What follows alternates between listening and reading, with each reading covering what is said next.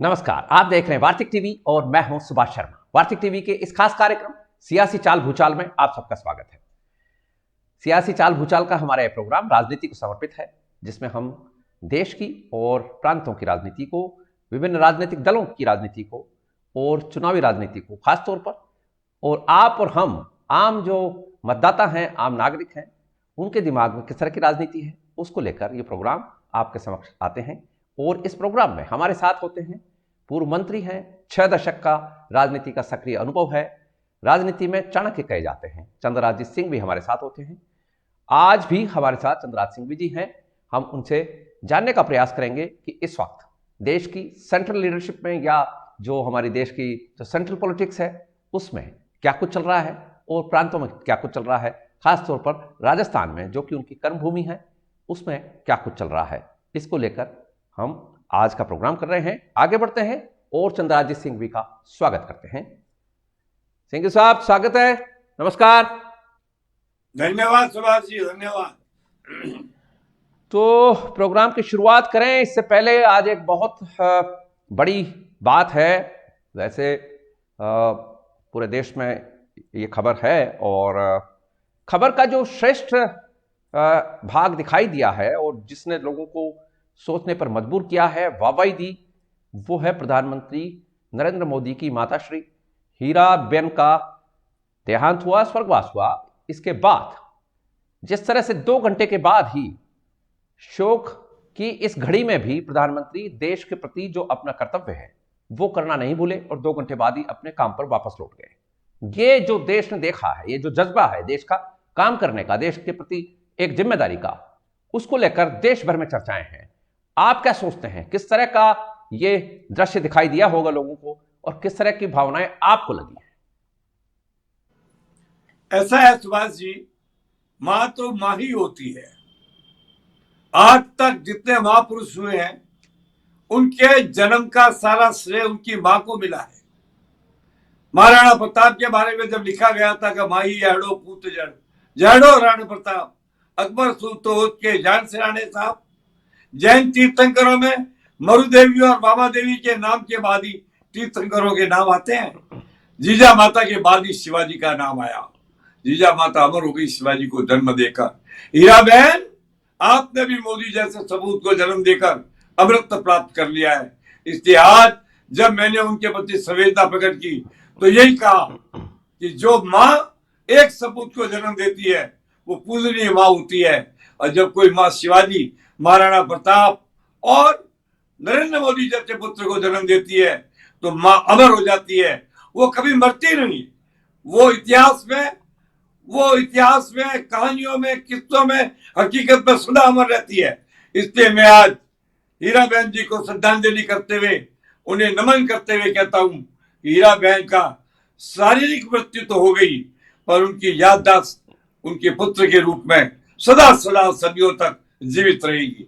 मैं उनके प्रति श्रद्धांजलि अर्पित करता हूं। जी, तो हम भी वार्तिक टीवी की ओर से प्रधानमंत्री श्री नरेंद्र मोदी जी की माता जी के स्वर्गवास पर हार्दिक रूप से श्रद्धांजलि अर्पित करते हैं। साथ ही प्रभु से, परमपिता परमात्मा से कामना करते हैं कि उनकी आत्मा को वो अपने श्री वैकुंठ धाम में साहित्य प्राप्त हो, उनको सानिध्य प्राप्त हो। तो अब चलते हैं हम राजनीतिक चकल्लस की तरफ। ये जो बात आई है ये कांग्रेसी खेमे की तरफ से आई है। कांग्रेस में वरिष्ठ नेता भी, कांग्रेस में हालांकि ऑल इंडिया कांग्रेस कमेटी के चुनाव हो चुके हैं, मल्लिकार्जुन खड़गे अध्यक्ष बन चुके हैं और सबने कहा कि कांग्रेस एक ऐसी पार्टी जिसमें चुनाव होता है और खड़गे जी को निर्वाचित किया जाता है। लेकिन उसके बाद से जिस तरह का माहौल दिखाई दे रहा है, कांग्रेस के वरिष्ठ नेता भी ये कहते हैं कि हमारे आला कमान राहुल गांधी है, राहुल गांधी के दिशा निर्देश पर काम करेंगे। अभी हाल ही में सलमान खुर्शीद जो कांग्रेस पार्टी के वरिष्ठ नेता कहे जाते हैं और उत्तर प्रदेश में दिग्गज नेता हैं, उनका ये जो बयान है, उनसे जब पूछा गया कि राहुल गांधी तो एक सर्टेन रूट के ऊपर चल रहे हैं, बाकी हिस्सों में क्या होगा देश के, तो उन्होंने ये कहा कि राम की जो खड़ाऊ है वो लेकर हम सब देश में उन हिस्सों में जाएंगे। इस बात को लेकर मीडिया में बड़ी भारी चर्चा है कि क्या सलमान खुर्शीद ने, जो कि एक वरिष्ठ नेता है, उन्होंने राहुल गांधी की तुलना राम से की है। आपको क्या लगता है इस तरह की जो बयानबाजी है उसमें नेता किस तरह की चाटुकारिता साबित करना चाहते हैं? देखिए, एक कहावत आप लिख लो, राजा माने सो रानी। उसने क्या कहा मैं नहीं जानता, सलमान ने क्यों कहा मैं नहीं बोलता, पर जब कांग्रेस के 90% से ज्यादा कार्यकर्ता राहुल को ही नेता मानते हैं तो खड़गे तो बेचारी बन के रह गए। खड़गे का तो महत्व ही नहीं रहा, और ये बात हकीकत भी है। खड़गे की कोई पकड़ नहीं है, खड़गे की फॉलोइंग नहीं है, खड़गे के पास पद है। और जैसा कि यार इन दिनों कहा है कि पद से व्यक्तित्व बड़ा होता है, तो खड़गे साहब से तो बहुत बड़ा व्यक्तित्व गांधी के परिवार की खड़ों का है। इसलिए सलमान खुर्शीद ने बड़े मधुर शब्दों के अंदर बड़ी कठोर बात कह दी। मैं कहता हूं सलमान खुर्शीद की बात को आपको मानना चाहिए, ये हकीकत है। खड़गे प्रधानमंत्री मोदी जी के प्रधानमंत्री या इससे बड़े पद पर नहीं है, पर पार्टी के अध्यक्ष हैं, और जो पार्टी का अध्यक्ष होता है उसका सम्मान तो होता ही है। तो सम्मान के हकदार तो खड़गे साहब हैं, पर खड़गे साहब की निर्णय करके क्षमता शून्य के बराबर है। अभी यात्रा निकली तो किसकी निकली? राहुल गांधी की जबरदस्त यात्रा निकली। खड़गे साहब का वो नाम ही नहीं था। खड़गे साहब नाम के अध्यक्ष है, काम के अध्यक्ष तो आज भी नेहरू परिवार गांधी परिवार की खड़ो मात्र है। तो सलमान खुर्शीद ने जो कहा कि हम तो खड़ो की पूजा करेंगे तो गलत नहीं कहा है। जब राम भगवान चले गए तो पीछे भरत ने राज लिया, पर पूजा तो खड़ो की राम की हुई ना, भरत ने तो अपनी पूजा नहीं करवाई, वो गलत नहीं कहा है। असलियत ये है कि कांग्रेस का राज आज भी सोनिया परिवार के हाथ में है, और राहुल गांधी उसके प्रखर प्रवक्ता प्रमुख आइकॉन है, उनके पास ही सत्ता है। राहुल गांधी टेढ़ी आंख कर देंगे तो खड़गे साहब का तो पूरा शरीर टेढ़ा हो जाएगा। अगर वो सीधी आंख करेंगे खड़गे साहब सीधे हो जाएंगे। इसलिए जब आज ये खबर आई कि राहुल गांधी राजस्थान के बारे में कठोर निर्णय लेने के प्रति आश्वस्त है, तो कांग्रेस के मुख्यमंत्री सहित बड़े बड़े नेताओं की धड़कनों की रफ्तार, उनका बीपी दोष हो गया, होना नहीं चाहिए पर हो गया। अब ये बात सही है, गलत भी नहीं है। ये कहावत आज दोपहर में आई, वायरल हो रहा है पूरे टीवी चैनल के ऊपर कि राहुल गांधी ने अशोक गहलोत को कह दिया है या तो पार्टी में रह जाओ या पद पे रह जाओ, मतलब पद और पार्टी दोनों आपके पास नहीं रहेगी। ये झूठ भी हो सकता है, मैं सच नहीं मानता, मगर आज पूरे टीवी चैनल पर ये वायरल हो रहा है। नेहरू ने कहा है या तो पद छोड़ दो या पार्टी छोड़ दो। भगवान जाने हकीकत क्या है, हकीकत तो अशोक गहलोत बताएंगे या राहुल गांधी बताएंगे। पर एक बात सत्य है, अगर राहुल गांधी का मन बन गया है, और बनेगा क्यों नहीं, राहुल गांधी ने पूरी यात्रा में देखा है, दिल्ली में देखा है, अलवर में देखा है, बूंदी में देखा है, झालावाड़ में देखा है, कोटा में देखा है, जहां जाते हुए एक ही नाम है। तो राहुल नाम को नजरअंदाज कैसे करें? अगर राहुल गांधी पार्टी के प्रति वफादार है, राहुल गांधी पार्टी के प्रति निष्ठावान है, राहुल गांधी पार्टी के प्रति इज्जत रखते हैं, राहुल गांधी पार्टी का भला चाहते हैं, राहुल गांधी पार्टी की ताकत चाहते हैं, तो जगह जगह हजूम में सचिन का नाम आता है, उसे नजरअंदाज कैसे करें? और चाह के भी नजरअंदाज नहीं कर सकते। इसलिए ऐसी स्थिति है, आज भी है, कल भी थी, आगे भी रहेगी। अशोक गहलोत ने अभी अभी एक गवर्नर से मिलकर कहा कि मैं 19 तारीख से बजट बुलाऊंगा, बजट का सत्र बुलाऊंगा। ये सब क्या है? समय लेने के तरीके हैं। बजट की आड़ में 1 महीना मिल जाएगा, फिर कोई और बहाना आएगा तो 1 महीना और मिल जाएगा। बहाना ढूंढ ढूंढ कर मुख्यमंत्री पद के एक्सटेंशन को स्वीकार करना, इसकी कला में तो अशोक गहलोत का पारंगत कोई आदमी नहीं है, और वो है। इधर क्या है कि राहुल गांधी के पास जब बार बार चारों खानों से, चारों दिशाओं से, ऊपर नीचे आगे पीछे यही आवाज आती है, तो जनता और कार्यकर्ताओं की भावना की अवहेलना करना भी नहीं है। अब कितने कार्यकर्ता, कितने एमएलए मुखर होकर इस सरकार के विरोध में बोलने लगे हैं, आप भी जानते हो, मैं भी जानता हूं, पूरा देश जानता है। ऐसी स्थिति के अंदर अगर राहुल गांधी कोई फैसला राजस्थान के बारे में लेंगे तो उसको अनुचित कोई नहीं कहेगा, उसे सब उचित कहेंगे, उसे जायज कहेंगे, उसे आवश्यक कहेंगे, राइट, उसे ये समयानुसार जो कहेंगे। आपने बात छेड़ी है, इसका एक इंटरप्रिटेशन जो है वो ये सामने रखा जा रहा है। और रघु शर्मा जो अभी हाल ही में गुजरात चुनाव के प्रभारी रहकर लौटे हैं, उन्होंने आज कांग्रेस पार्टी के जो incharge general secretary Sukhjinder Singh Randhawa Jaipur आए हुए हैं, और वो ग्रीवेंस सुन रहे हैं सारे विधायकों की, सब कार्यकर्ताओं की। वो ग्रीवेंस में ही रघु शर्मा भी मिलने गए थे इंचार्ज जनरल सेक्रेटरी से, और जब बाहर निकले तो उनसे पत्रकारों ने पूछा कि क्या कुछ चल रहा है, क्या हो रहा है, किस तरह की मैसेज है। तो उनका एक इशारा ये था कि हमारी पार्टी में जो कुछ आला कमान चाहता है वो होता है, व्यक्ति विशेष का कोई हमारे यहां मोल नहीं है, उसका कोई हैसियत नहीं है। ये जो आपने बात बताई है ये उसके इर्द गिर्द बात जारी है। और रघु शर्मा चूंकि इन दिनों राहुल गांधी के नजदीक है, चुनाव प्रभारी रहे हैं वहां पर गुजरात में, तो वो अब एक तरह का संदेशा लेकर गए हैं या और कोई बात कहने गए हैं सुखजिंदर रंधावा को, ये बात तो बात की बात है, लेकिन आपने जो बात कही है उसमें ये सुर आ रहे हैं, ऐसे ही सुर हैं जिसमें कि ये बात राहुल गांधी की तरफ से कही गई हो सकती है। देखो सुभाष जी, वाई ओनली रघु शर्मा? हरीश चौधरी तो अंधा भगत था गहलोत का, वो भी आजकल यही बोल रहा है। जो बाहर के लोग आए थे समर्थन के अंदर पार्टी में, वो भी यही बोल रहे हैं। भाषाएं बदल गई, लैंग्वेज बदल गई, इरादे बदल गए। कल तक जो अशोक गहलोत जी की जय जयकार करते थे, अब वो हाहाकार क्यों करने लग गए? इसका मतलब कुछ परिवर्तन की संभावना है।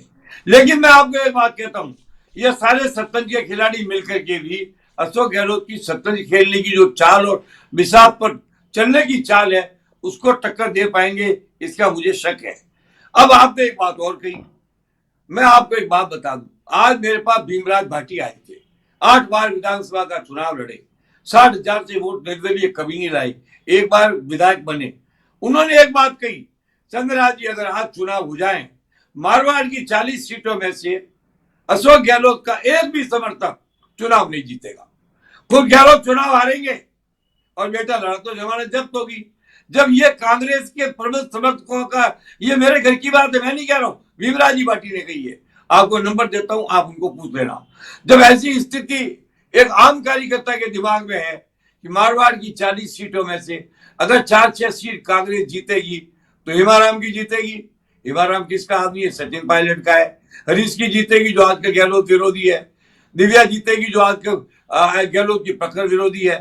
राम सिंह बिश्नोई का पोता जीतेगा, वो प्रखर विरोधी है। इसके अलावा नाम नहीं है गहलोत समर्थक। मैं आपसे कहता हूं, मैं 2 यूनिवर्सिटी का 3 बार प्रेसिडेंट रहा हूं, मारवाड़ के रंगों को जानता हूं। 40 सीटों में से एक भी समर्थक गहलोत का चुनाव नहीं जीतेगा।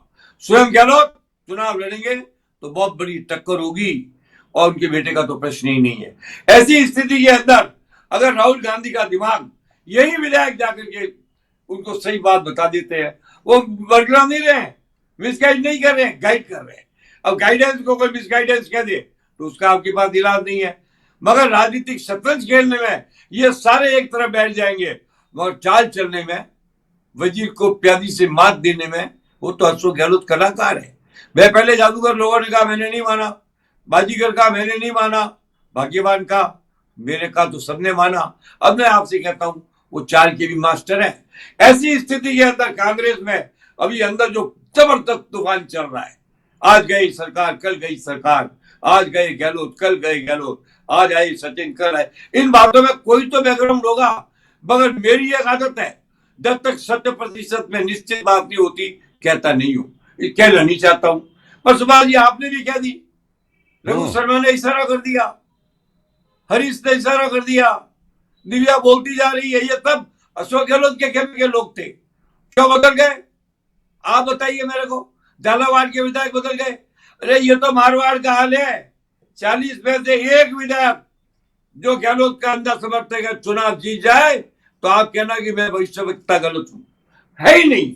नागौर में एक नहीं आएगा, पाली जिले में एक नहीं आएगा, जालोर जिले में एक नहीं आएगा, सिरोही जिले में एक नहीं आएगा, बाढ़ जिले में आएंगे 2, तो एक तो आएगा हरीश, एक आएगा हिमाराम, दोनों गहलोत विरोधी खेमे के लोग हैं। जोधपुर में आएंगे 2, एक दिव्या आएगी, तो दिव्या खेमा अशोक गहलोत के विरोधी खेमे की है। ऐसी स्थिति के अंदर अगर ये बात मैं नॉन कांग्रेसमैन आपसे कह रहा हूं तो आप क्या समझो, राहुल को पता नहीं होगी? राहुल को मालूम नहीं पड़ेगा?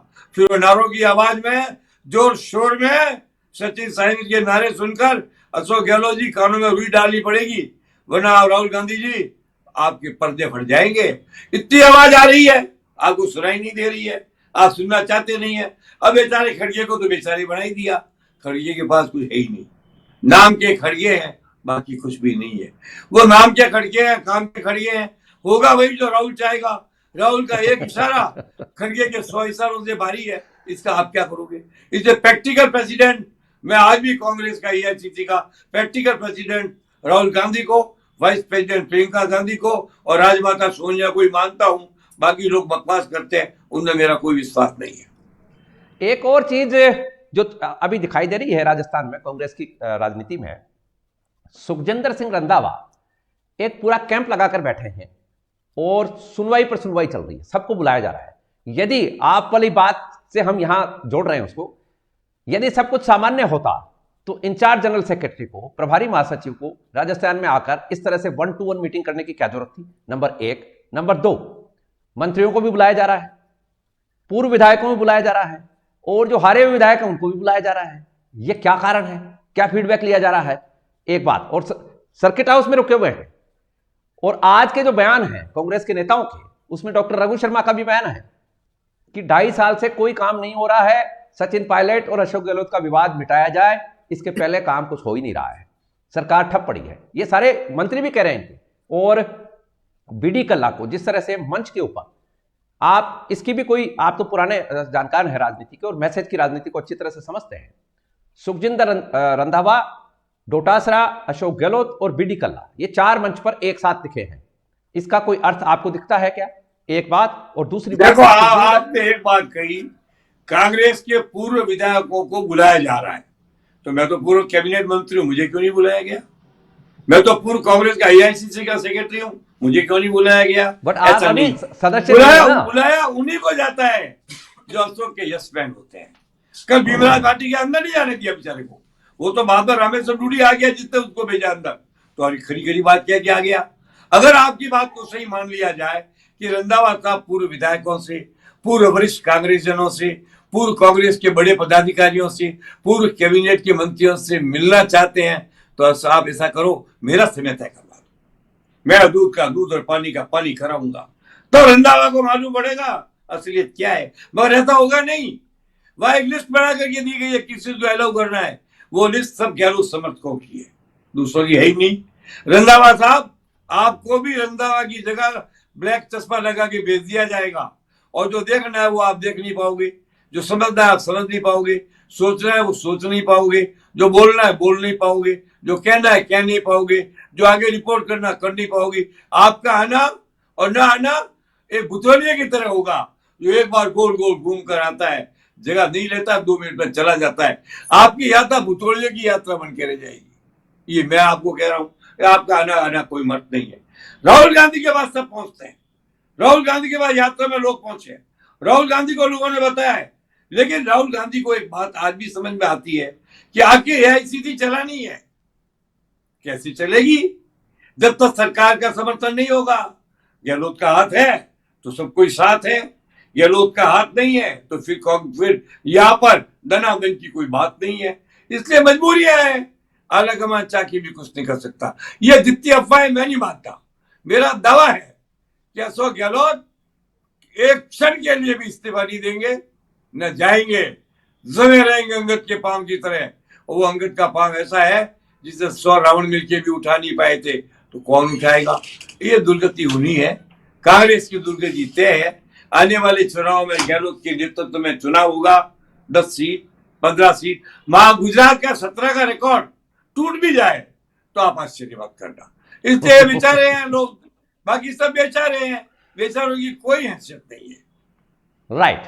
तो जैसे जैसे राजस्थान में चुनाव नजदीक आते जा रहे हैं, वैसे वैसे भारतीय जनता पार्टी में भी कुछ ना कुछ सुगबुगाहट दिखाई दे रही है, कुछ ना कुछ बयानबाजी चल रही है और कुछ गुटबाजी भी सामने आ रही है। अभी हाल ही में ओम प्रकाश माथुर, जो आरएसएस के बड़े दिग्गज नेता माने जाते हैं, यहाँ पर आरएसएस के बड़े प्रचारक माने जाते हैं और ओम जी भाई साहब के नाम से जाने जाते हैं आपके राजस्थान में, ऐसे ओम जी भाई साहब ने एक बयान दिया है और वो बयान है नरेंद्र मोदी को टारगेट करते हुए। उन्होंने ये कहा है कि मैंने यदि खूंटा गाड़ दिया तो प्रधानमंत्री नरेंद्र मोदी भी नहीं उखाड़ पाएंगे।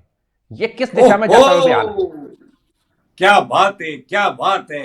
अरे ओम जी भाई साहब, आपने स्टेटमेंट दिया तो मैंने भी तो दिया है। मैंने कहा ओम जी, नरेंद्र मोदी तो बहुत बड़ी बात है, मैं तो एक साधारण कार्यकर्ता पर मोदी जी का भक्त हूं, पार्टी में नहीं हूं। अगर आप खूंटा गाड़ोगे तो आप खूंटा गाड़ने के एक्सपर्ट हो सकते हो, पर मैं खूंटा उखाड़ने का एक्सपर्ट हूं। तो गलतफहमी में रहना मत। जहां जहां आप खूंटे गाड़ते जाओगे हम खूंटे उखाड़ते जाएंगे। पर अभी अभी ओम जी का फोन आया मेरे पास, उनके मुंह से स्लिप ऑफ टंग हो गया। ओम जी वफादार है, इस पर शक नहीं है। ओम जी कार्यकर्ता, इस पर शक नहीं है। ओम जी आरएसएस के इसमें मेरे बहुत जूनियर ओम जी, हमारी ओम जी की राजनीति में बरसों का फर्क है, मगर चलो ओम जी ने स्वीकार कर लिया, हम उन्हें क्षमादान देते हैं। मगर मोदी के बारे में ऐसा बोलने वाले को लोग अकलमंद कहेंगे, लोग बुद्धि कहेंगे। इस जमाने के अंदर मोदी के आप कौन सा खूंटा गाड़ोगे? मोदी को उखाड़ने की जरूरत नहीं है, मोदी अंगूठे से तुच्छ करेगा, खूंटा उतर के पाताल में चला जाएगा या आकाश में चला जाएगा। मोदी आपको भी ओम जी गलतफहमी थी, निकल गया। अब आपने मन से निकाला या बेमन से निकाला, और वो तो कहते हैं कि कबीरा विजा बावरी कही गया सड़क पताल, और आप उनके भीतर रहे जूती खात कपाल, कह दिया तो कीमत चुकानी पड़ेगी। इस बात को लेकर के ओम जी आपके गंभीर में, आपकी गंभीरता में, आपकी योग्यता में, आपकी निष्ठा में शक पैदा हुआ है। मैं ये जानता हूं और कोई जानते हैं नहीं, जानबूझकर ओम जी ऐसा नहीं कर सकते। ये या नहीं, तो लेकिन इसमें एक कॉन्टेक्स्ट, या कोई बहुत इसमें बड़े षड्यंत्र की रूपरेखा है।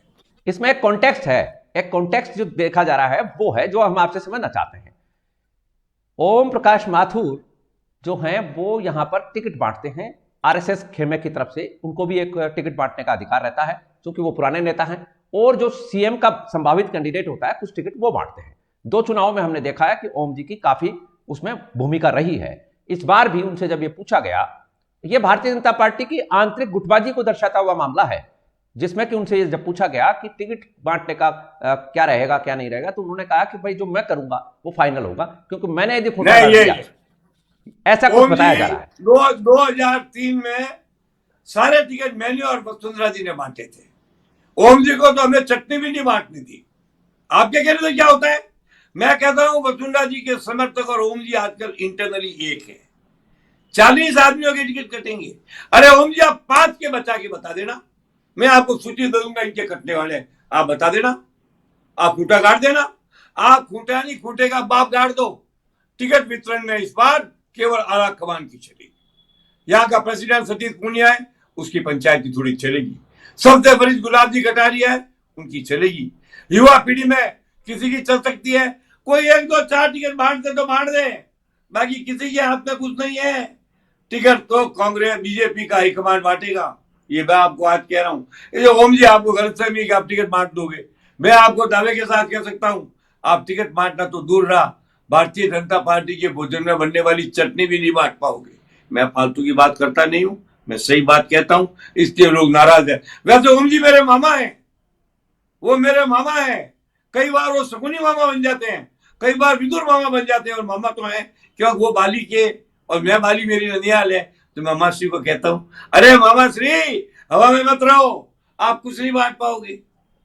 ठीक है, 2 4 टिकट तो हरेक ले लेता है। और एक बात और बता दूं सुभाष जी, टिकट ज्यादातर उन्हीं को मिलते हैं जो एक्सपेक्टेड होते हैं, अनएक्सपेक्टेड टिकट नहीं मिलते हैं। पिछली बार ओम जी ने जैतान में सुरेंद्र गोयल का टिकट काट दिया, ये अच्छा काम थोड़ी था। 2 बार कैबिनेट मंत्री रहा, काट दिया तो काट दिया। ओम जी ने मदन राठौर का टिकट काट दिया, जो मोदी जी के जाति भाई भी है, वो भी राज्य मंत्री के दर्जे पर थे। ये ओम जी आप कुछ भी करो, आप जिन लोगों से गाइडेड हो, वो मिसगाइडिंग एलिमेंट है, वो गाइडिंग एलिमेंट नहीं है, ये मैं जानता हूं। अगर आप व्यक्ति से तर्क करना चाहो, आ जाओ एक दिन टीवी पर, बैठ जाओ मेरे सामने, अपन कर लेते 2 2 4 4, ऐसी कोई बात नहीं। राइट। तो ये आपने भी कहा कि प्रदेशाध्यक्ष सतीश पूनिया की भी चलेगी, इसके मायने ये हैं कि आप ये कहना चाह रहे हैं कि सतीश पूनिया चुनाव के टाइम तक अध्यक्ष रहेंगे, जबकि चर्चाएं तो कुछ और हैं। सच्चाई हो या नहीं हो, मैं एक बात आपको आज कह रहा हूं, सतीश पूनिया के मामले में मोदी किसी के हस्तक्षेप को बर्दाश्त नहीं करेंगे, इसकी मेरे पास पुख्ता जानकारी है। अब वो रहे न रहे अलग बात है, पर इस बार भारतीय जनता पार्टी में जाटों का महत्व 100% होगा, कोई दुनिया की ताकत नहीं रोक सकती, ये मैं दावे के साथ कह सकता हूं। और एक वैसे भी देखा जाए तो सबसे बड़ा सिंगल कास्ट जाट है, सबसे ज्यादा विधानसभा सीटों में उसकी पहुंचाते। सतीश पूनिया चला गया तो भारतीय जनता पार्टी को जाटों के वोट लेने में तकलीफ आएगी। अब वो जगदीप धनखड़ जी को तो इस्तीफा दे के लाने से रहे, जाट चाहिए। आज की तारीख में जाट कौन है? सतीश पूनिया है। अच्छा है तो सतीश पूनिया, लेकिन जो रिपोर्ट आ रही है, जो रिपोर्ट भारतीय जनता पार्टी के आलाकमान के पास भी जारी है, उसमें अब जाटों का पिछले 25 साल पुराना वो ट्रैक नहीं है कि एक धारा में बहकर जाट वोट दे जाएं। अब जाटों के घरों में भी 3 3 नेता हैं, हर घर में एक नेता है, वो अपनी अपनी चलाते हैं। वो अब उस तरह का माहौल नहीं रह गया है जिस तरह का आपने उस जमाने में देखा है, जब आपने कई तरह के प्रयोग किए थे जाट राजनीति में। आरक्षण भी दिलवाया आपने जाटों को, उसमें भी आप आगे रहे, और जाट पॉलिटिक्स में भी आप कईयों को साथ में आपने भी लगाया भी, और कुछ के साथ में आप लगे भी।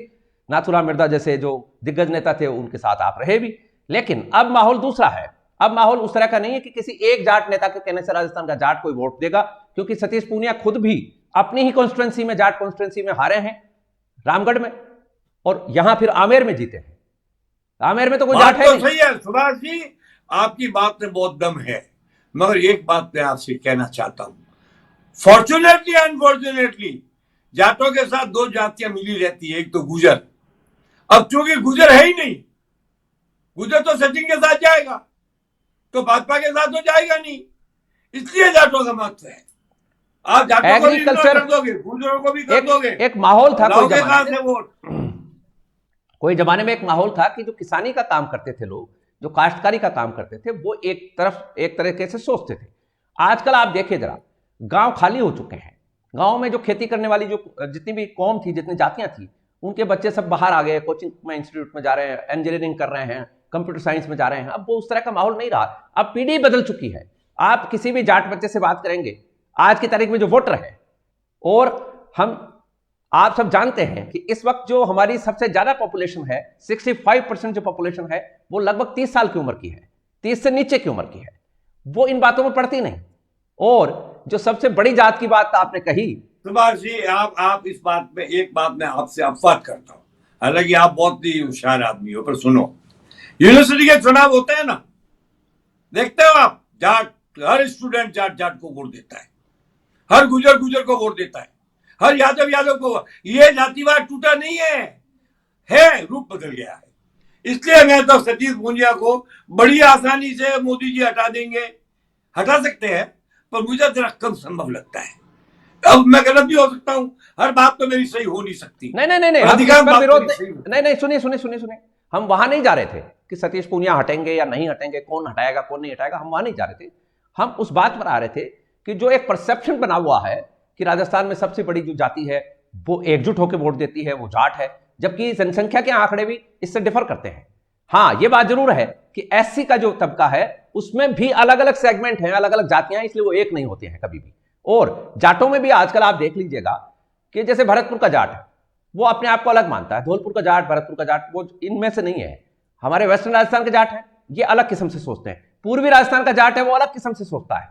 तो ये भी एक बड़ा फर्क है। दूसरी बात यह है कि पढ़ा लिखा तबका सामने आ गया है। यूनिवर्सिटीज की बात आप कर रहे थे, राजस्थान की यूनिवर्सिटीज खाली पड़ी है, कोई मतलब उस तरह के कुछ डिपार्टमेंट बच गए हैं। बाकी आप देखिए, एलन जैसे इंस्टीट्यूट्स हैं ना, जितने भी इंजीनियरिंग के इंस्टीट्यूट्स हैं, इनकी स्ट्रेंथ देखिए आप जरा, कहां राजस्थान यूनिवर्सिटी टिकती है, कहां जोधपुर यूनिवर्सिटी टिकती है। एक एक कैंपस जो है इंजीनियरिंग का, इसका आपका कंप्यूटर साइंस का या आपका डॉक्टरेट का, ये इतने ज्यादा बड़े संस्थान हो चुके हैं देश में आज।